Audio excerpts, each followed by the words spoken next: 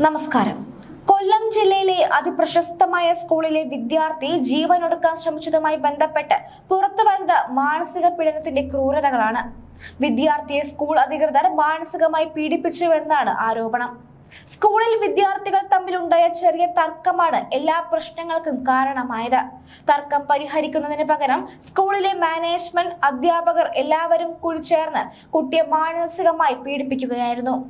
ജീവനൊടുക്കാൻ ശ്രമിച്ച വിദ്യാർത്ഥി ഇപ്പോൾ ICUവിൽ അത്യാസന്ന നിലയിൽ കഴിയുകയാണ്. ആരോപണം നേരിടുന്ന ഇതേ സ്കൂളിലെ ഒരു അധ്യാപകൻ ആറ്റിൽ ചാടി ജീവനൊടുക്കിയിരുന്നു.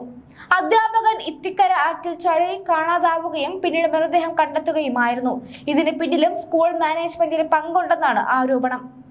ജൂൺ 19-നാണ് സംഭവം നടക്കുന്നത്. ഷർട്ടിലെ ബട്ടൺസ് തുറന്നിട്ടതിനെ ചൊല്ലി തുടങ്ങിയ തർക്കം വലിയ അടിയിലേക്ക് എത്തുകയും അങ്ങനെ സംഘർഷത്തിൽ ഉണ്ടായിരുന്നുവെന്ന് ആരോപിച്ച് എതിർഭാഗത്തെ വിദ്യാർത്ഥിയുടെ വീട്ടുകാർ കേസ് കൊടുക്കുകയും ചെയ്തു.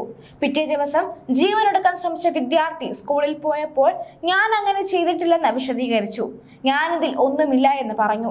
അതിനുശേഷം CCTV നോക്കൂ ടീച്ചറെ എന്നും പറഞ്ഞു. ഇതവർ കേട്ടില്ലെന്നും പരാതിയുണ്ട്.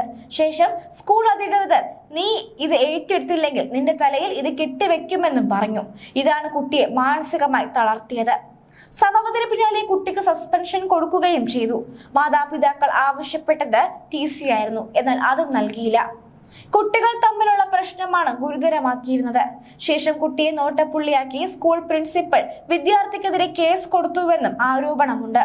അങ്ങനെ 2 ആഴ്ച കൊണ്ട് കുട്ടി മാനസികമായി തളരുകയും ജീവനൊടുക്കാൻ ശ്രമിക്കുകയുമായിരുന്നു.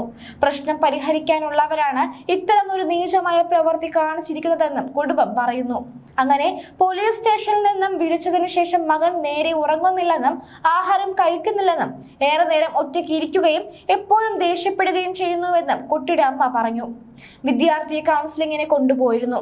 അതിനുശേഷം കുട്ടിയുടെ അമ്മ ഒരു ആവശ്യത്തിന് പുറത്തു പോയ തക്കം നോക്കി അളവിൽ കൂടുതൽ മരുന്നുകൾ എടുത്തു കഴിച്ചാണ് കുട്ടി ജീവനൊടുക്കാൻ ശ്രമിച്ചത്.